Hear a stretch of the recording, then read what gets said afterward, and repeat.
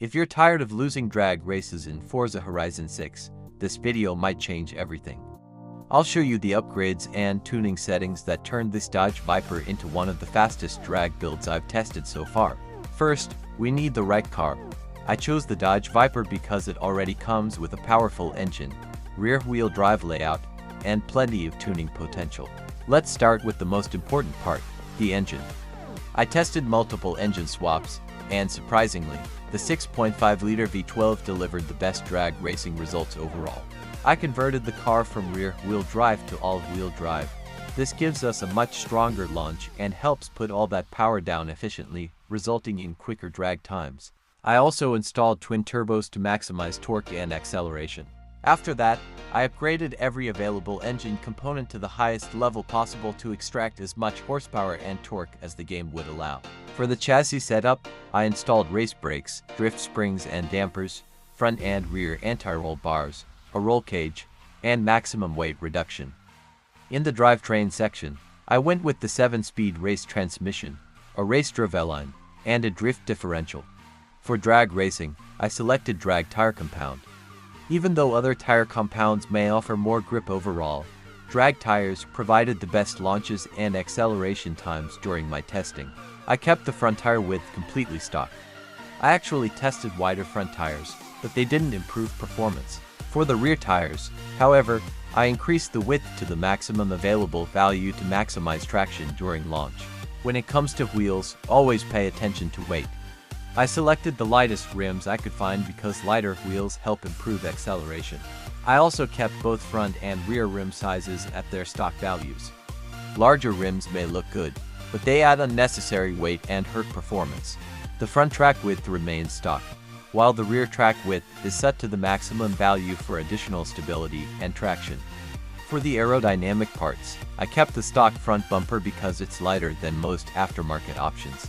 I also completely removed the rear wing to reduce weight and aerodynamic drag, helping the car accelerate more efficiently down the strip.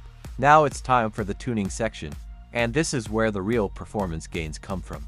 For tire pressure, I increased the front tire pressure and lowered the rear tire pressure.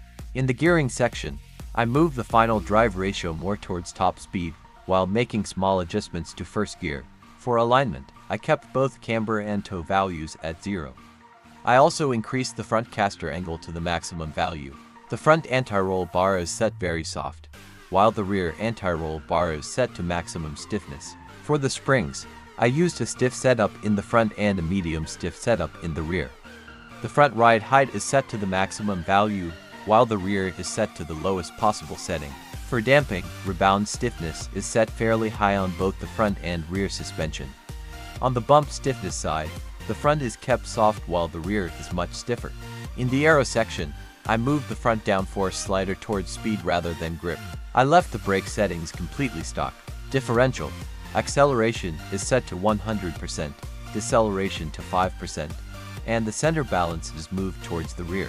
I checked the most popular community tunes available for the Dodge Viper. I compared the performance stats of every drag build I could find. Most of them were optimized for either top speed or acceleration.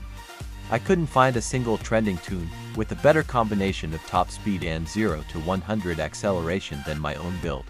Time for the first test. No opponents, no distractions.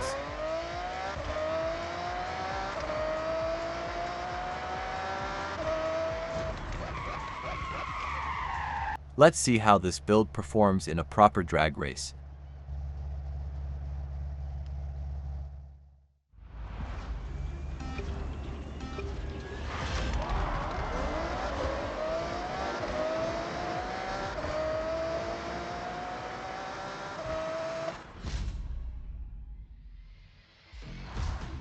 To make things more interesting, I increased the difficulty all the way to unbeatable, the fastest AI drivers the game can offer.